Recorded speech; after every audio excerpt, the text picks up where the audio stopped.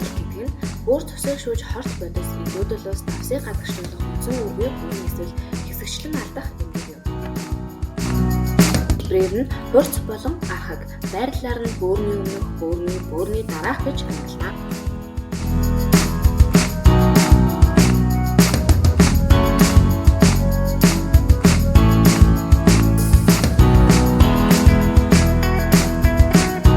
Бие дэлгэрэх, шинж тэмдэг, бие хавнах, өглөө нүүр зах хавтах үе шагаа гараар хавнах, шээсний өөрчлөлт, шээсний хэмжээ багасгах заримдаа хэсэг бараанд хөөсөр буших, шээс эвгүй үнэртэй өнгө өөрчлөгдсөн байна.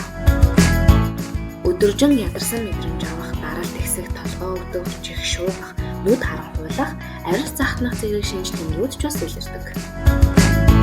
Амнаас эвгүй үнэр гарах, ухаан самурах, төвлөрүүлэн муудах, анхаарал савих, оюун санаа урдаашрах, нурууны доод хэсгээр өвдөх зэрэг түгээмэл болон хүн дэлбэрийн шинж тэмдгүүд илэрнэ.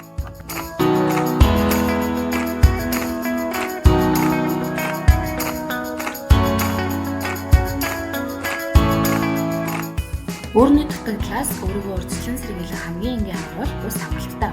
Өдөрт 1.5-аас 2 литр ус ууснаар бүр шээсийг шүүхор гадагшлуулах үйл ажиллагаа хэвээ явагдана. Дандаа цанхаар уух бус тогтмол бага. Бие хэрэглээг багасгах. Хэдийгээр давсан цусны даралт төсгөж бөөрөнд ачаалал өгдөг. Өдөрт 5-аас 6 граммаас ихгүй давс хэрэглэх. Савлсан хүнс, чипс, бүргэн хоол бага идэх. Цусны даралт сахараа хэвэн барих. Хэд өндөр даралт бөөрийн жижиг судснуудыг гэмтдэг. Чихрийн шижин бол бөөрийн хамгийн гол тайсан. Жилдээ дор хаяж 1 удаа даралт сахараа шалгуулаарай. Өвдөлт намдаах эмийг хэтрүүлэн хэрэглэхгүй байх. Өвдөлт намдаах эмийг их хэмжээгээр уувал бөөрийн үйл ажиллагааг дороотуулдаг. Болж өгвөл хэмжээний завраар богино хугацаанд хэрэглэх. Арих тамхины хэрэглээг хянах. Арих тамхиг хэтрүүлэн хэрэглэснээр бөөрийн хархаа дутагдалд хүргэх эрсдэлтэй. Тамхи татдаг хүмүүсийн бөөрийн дутагдалд орох магадлал өндөр байдаг. Хангалттай ундаж стрессээ буруулах. Стрессийн даавар бөөрийн үйл ажиллагааг нэмэгдүүлдэг. 7-8 цагийн чанартай нойр бөөрийн үйл ажиллагааг хэмжинэ.